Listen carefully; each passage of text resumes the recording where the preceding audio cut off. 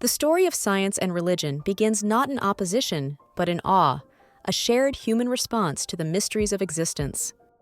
Imagine for a moment standing at the edge of a vast desert under a canopy of stars.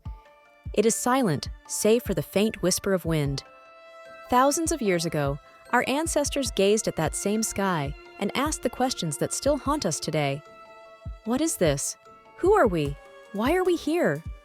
Religion was born from these questions, offering narratives of creation, divine purpose, and moral codes to guide human behavior.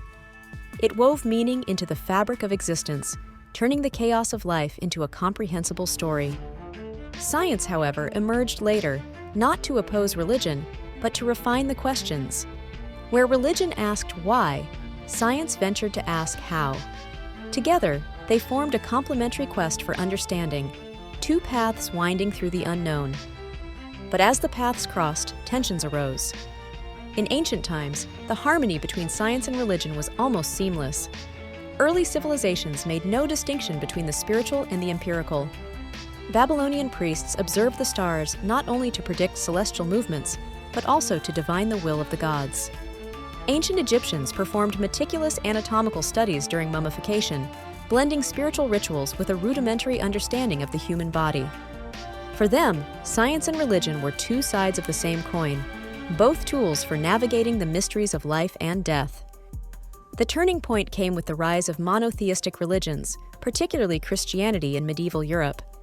During this era, the Church wielded immense power, dictating not only spiritual matters, but intellectual ones. Yet, even within this system, the seeds of scientific inquiry flourished. Monks in monasteries preserved ancient Greek and Roman texts, inadvertently becoming the custodians of knowledge. Scholars like Thomas Aquinas sought to reconcile faith with reason, arguing that understanding the natural world was an extension of understanding God. And then came the Renaissance, a time of rebirth for both art and science. Figures like Copernicus and Galileo dared to look beyond religious dogma, using observation and experimentation to describe the cosmos. Galileo's telescopic discoveries, the craters on the moons of Jupiter, challenged the Church's geocentric worldview. His trial by the Inquisition in 1633 is often portrayed as the definitive clash between science and religion. Yet even Galileo himself saw no conflict. He famously wrote, "The Bible teaches us how to go to heaven, not how the heavens go." This sentiment captures the delicate balance that many scientists and theologians have sought to maintain, the idea that science and religion address different realms of human experience. But the line between these realms has not always been clear. Fast forward to the 19th century. Charles Darwin's theory of evolution once again stirred the waters. If life had evolved through natural selection, what role did a divine creator play?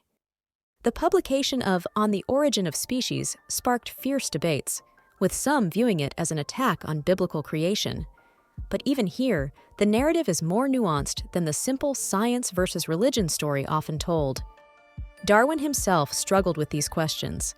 He was not an atheist, but an agnostic, wrestling with the implications of his own discoveries for the faith he had once held dear. In the 20th century, the relationship between science and religion became even more complex. Advances in physics and cosmology revealed a universe far stranger than any scripture could describe. The Big Bang Theory, for example, suggested that the universe had a beginning, a concept that resonated with the biblical idea of creation. Yet, while some religious thinkers embraced this scientific validation, others saw it as a threat to the eternal, unchanging cosmos described in their sacred texts. At the same time, science began grappling with questions it couldn't easily answer. Quantum mechanics revealed a world where particles exist in states of uncertainty, defying classical logic. Neuroscience explored the brain, uncovering the biological basis of consciousness, but leaving the mystery of subjective experience, what some might call the soul, intact. These gaps in understanding became fertile ground for dialogue, as theologians and scientists alike pondered whether certain mysteries would forever remain beyond the reach of empirical inquiry. Today, the interplay between science and religion is as varied as the human experience itself. On one hand, figures like Richard Dawkins argue that science renders religion obsolete, dismissing faith as a relic of humanity's primitive past. Dawkins views the natural world as entirely explicable through reason and evidence, with no need for divine intervention. On the other hand, scientists like Francis Collins, who led the Human Genome Project, see no contradiction. Collins, a devout Christian, describes DNA as the language of God, marveling at the intricate design of life's blueprint. For him, science deepens his faith, offering a glimpse into the mind of the Creator. And then there are those who tread a middle path. Theologians and philosophers propose frameworks like non-overlapping magisteria, suggesting that science and religion operate in separate domains. Science deals with the empirical, what can be measured and tested, while religion addresses the existential, the moral, and the transcendent. Yet even this neat division is not without its challenges. Ethical questions often blur the boundaries. Consider genetic engineering.